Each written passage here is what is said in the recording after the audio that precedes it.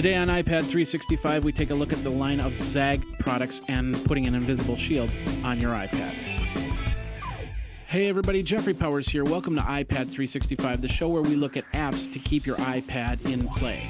We're over at our friends over at Graphite Apple Specialists, and we're taking a look at the line of ZAGG products that you can get for your iPad, actually your iPad, your iPhone, and even your Mac, including the Invisible Shield, which is what we're going to show you how to apply today. Maybe you want to make it look a little bit different or add a little bit of color to your case. You can do so with these case covers, but of course the shield will protect from any type of scratches. What we're going to do is we're going to bring Alex in, and what he's going to show you how to actually apply the Invisible Shield onto the iPad 3. All right, this is Alex, and he is going to show us how to put on the ZAGG Invisible Shield right now.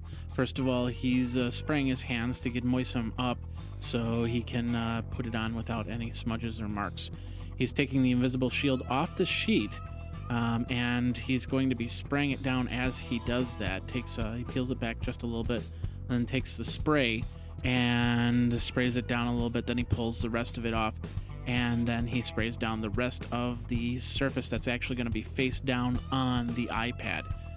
He'll then line up the holes, the home button and the camera button. There's a little bit of leeway on the camera, as you'll notice, so it's not as much as important to of the camera hole, but the home button, of course, you want to line it up with the home button, and then the camera hole will also line up perfectly.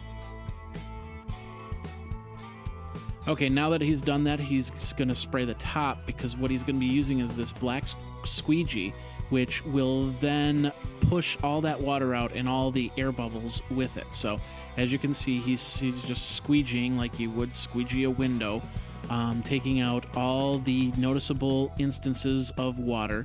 And as that happens on the side, you'll see water come out of the side, so you'll want to have a towel close by so you can catch some of the water. Shouldn't affect any of the iPad unless you have a noticeable breakage or opening in your iPad. So if you've dropped your iPad a time or two, then you might not want to do this.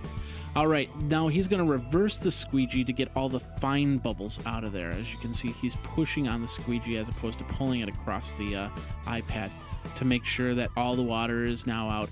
And then he's going to wipe it down and then spray down the top to take out any fingerprints or anything like that. And then take a look at it, make sure that it's got all the bubbles out of there and that it looks good.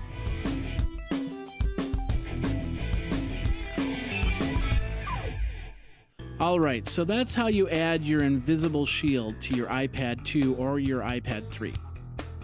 Afterwards, you're going to feel a little bit difference on the touch. It's going to feel a little bit weirder to run your fingers across, but you get used to it.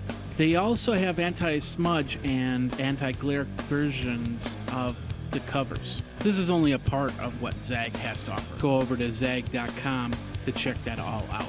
My name is Jeffrey Powers. Thanks a lot for coming to iPad 365. Of course, we will see you tomorrow when it will be another episode of iPad 365. Until then, you guys geek out.